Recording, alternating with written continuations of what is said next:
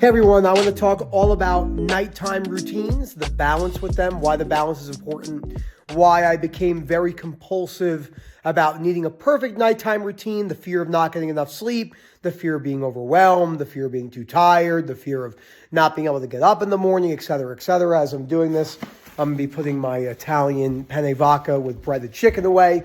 We just got back from dinner with our two good friends. And I've been wanting to make this video for a while, and I was a little bit tired again when I got home because it's 10 o'clock at night, and I've been up since 5, and I said I'm going to make this video because I said I was going to make it. And I thought, what better time to turn the video on and just make it right now.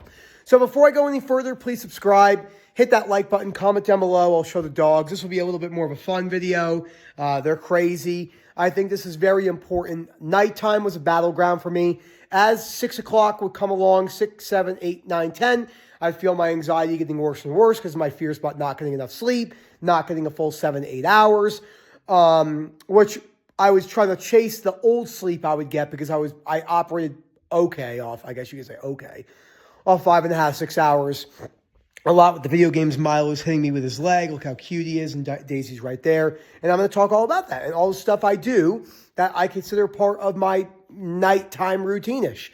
And if you want to learn more about this, if you're suffering with this, especially when it comes to insomnia and sleep-related fears, please email us at info@ocdrecovery.com, and we will get back to you in a timely fashion. And don't forget to comment down below. Okay, so Eric and I are usually done eating dinner on a weekday around 9. That's when we're like winding down, dinner's done, taking the dogs for a walk. Sometimes a little bit later, maybe sometimes a little bit earlier, but usually in that like 8 o'clock to 9 o'clock range. We tend to work long hours, both of us together. Just what we do at this stage in our life right now. And I was petrified of this before, petrified. Now, there's no fear there whatsoever. There's concerns. This is a great example. I have to wake up at 4:50 tomorrow morning. It's already 10:09. I still have to brush my teeth, do my nighttime routine. So probably 6.5 hours. I think I slept 6 last night, 5.5 the night before that. Which if I do too many days in a row where it's 6 hours of sleep now in my mid-30s, it affects me more than it did when I was in my young 20s playing video games compulsively. So one of the biggest things for me, which I talk about a lot, is my hygiene. I basically didn't brush my teeth a whole lot. I definitely didn't floss. So my teeth were just probably all sorts of, screwed up. Bathroom, obviously, a lot of people avoid this. This is not talking about contamination OCD or anything like that. This is just a habit video about what we see. Getting in here, brushing your teeth, washing your face. Like right now, Erica's upstairs taking her makeup off, trying to keep a cleanly bathroom area. We have a cleaning person, but I don't like cleaning my bathroom, but I would clean my bathroom because it's important to clean your bathroom from a habit building perspective. Just from things I didn't do. So obviously I'll come into my office sometimes. I still have to do a little bit of work, I think. Maybe like 5 minutes of work when I'm done with this video. So I have everything right here, right? I have my journal stuff, my books I read, my office in here in general, stuff I have. I've shown this a bunch before. I do spend some time in here when I am going to bed. I usually do a little bit of content responding to stuff like that. Once I'm done in here, I don't do any laundry at night. Usually after I brush my teeth, I'll go up, spend some time with Erica. We're big with turning the lights off because I never turn the lights off a whole lot. I let the dogs out back. Tonight we didn't walk them, but they get walked, 30 days in a month, 28 to 29 days a month, they're getting walked. The nighttime routine was shit for me just because I was so petrified of not sleeping. So I come upstairs after all that's done. I come up into my room. Nothing special. They always make fun of me because of my massively hilarious organization of my closet. So I've always been like the tidier person. I don't read a whole lot at night anymore. I fit that in during the day. The reason why I fit that in during the day is I've kind of realized that I don't read that well in my bed at night. If I'm going to read at night, I'm going to read on the couch because I end up just going to sleep. I've done this a million times. I don't meditate. I'm not anti-meditation. I just think a lot of OCD sufferers are trying to force the present moment. So I usually always recommend, 99 out of 100 times I'm recommending they're taking away meditation than adding it. And if they are adding meditation, it's a lot further down in the recovery journey. It's certainly not in the beginning, which is a common misconception. Eric and I sleep in separate rooms just because we sleep better. We have the dogs, they're jumping around, and I get up at 5 o'clock in the morning most days, and Erica doesn't. And even though I do give her a kiss when I go to the gym, she likes to sleep a little bit longer. Some people enjoy doing their reading at night, their reading list. I have obviously all the reading lists right here. So, Ellis book, Ellis book, Ellis book, Ellis book, Ellis book, Ellis book, Ellis book, Ellis book. So I have a lot of Ellis books, the Paul David's book. These are just all finance and like investing stuff I just like nerding out, business development stuff. I just like reading. And I keep it pretty simple in here. I try to keep the bedroom for sleeping, really. And that's it. And then, just maybe relationship stuff, normal stuff, intimacy when it comes to marriage and relationships. A lot of people don't like talking about that, but that's what I try to keep the bedroom for, because if I spend a lot of time in here, I used to spend a lot of time on the bed. I'd watch movies in bed. Nothing inherently wrong with that. Becomes a slippery slope for many people, especially when their habits are just poor. So, nothing is really special at night for me whatsoever. An average night for me is probably 7 hours of sleep now. It's gotten a little bit longer. I think because I'm just busier in my life.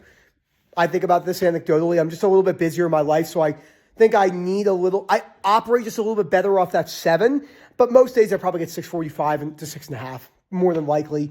Hygiene is important, like I said, brushing my teeth, flossing. My teeth were jacked.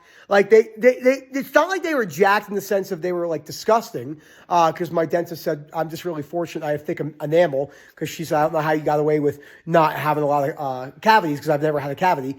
And Erica just messaged me and said, I'm ready to go to bed. You could transfer to the other room, babe, if you want. She hears me up there. I know she was like getting ready. I won't show the camera. Don't worry. The camera's facing me. I think she was in her undergarments, is the professional way to say it. So, and that's that. That's really what it is. It's nothing special at all. But what I did notice was, and the most important part of this video, is I had a massive fear of not sleeping. And that was big, and that would manifest as the day went on. I do care about sleeping. Of course, Rob and I think sleep is important. A lot of people say, you don't think sleep is important. That's not what we're saying. Sleep is definitely important. We're just saying it's not as important as people make it out to be, which is like all the big names on YouTube right now. All the people you can imagine that I'm thinking of, they're all making you extremely scared of not sleeping. It's totally nonsense. People live to 95, 100 years old, got poor sleep, PTSD veterans, all that stuff. Sleep is important. None of that stuff matters about BDNF, like brain-derived neurotrophic factor and REM sleep. None of that stuff matters at all for your overall life. It's cool, but if you didn't understand REM sleep at all and you didn't really get the best sleep, you could live till you're 100. You could also die when you're 50, but it's not the way how most people say. You're going to die if you don't get good sleep. You will be. It's all fear. Sleep coach we work with, Beth. Many of you know we talk about her, the sleep holistic coach period between each one. She had terrible insomnia. She has one of my favorite quotes, which is, the sleep industry has built a multi-billion-dollar industry convincing you that getting bad sleep is bad for you. I think that that's not true. I don't think it's true at all, by any means, substantially. I have a friend of mine who had horrific insomnia. He's actually really healthy overall. People will say, well, that's reassurance. It's not. It's the truth. Reassurance has no truth to it whatsoever. Not sleeping. You imagine in your mind you're going to get 5 seconds of sleep. Your body will find sleep. It's how it works. I had horrible sleeping problems, panic attacks. And I'm going to end it with, there's a donut shop by my house named Hertz Donuts. And like, we need any more coffee cups. Like, it's a joke. You know what I mean? Like, look how many you have. And then we have like some up there too. But I saw this one at the donut shop, and it has brass knuckles on it. It's just the coolest. Why are you jumping on me? And that's the coolest thing. So I'll end with the dog. So obviously we got Milo being crazy. This is one thing that's funny in the morning if I do this. I'm going to torture him for a second. If he sees this, and he sees the peanut butter. What's that? Look at him. Look at him.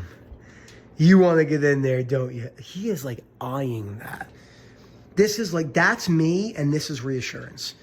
This is all of you, right? When you're suffering. Look at the eyes. That's you, and this is venting. That's you, and this is compulsive watching videos.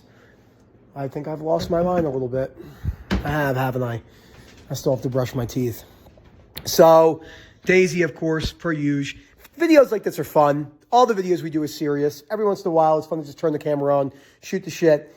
Shows you the fun about what you want to see. You want to see laughter. You want to see jokes. You don't want to see seriousness all the time. You don't want to see people talking to you with soft tone voices all the time, which I understand why they do it, but it kind of instills a victim mentality and a conditional life acceptance.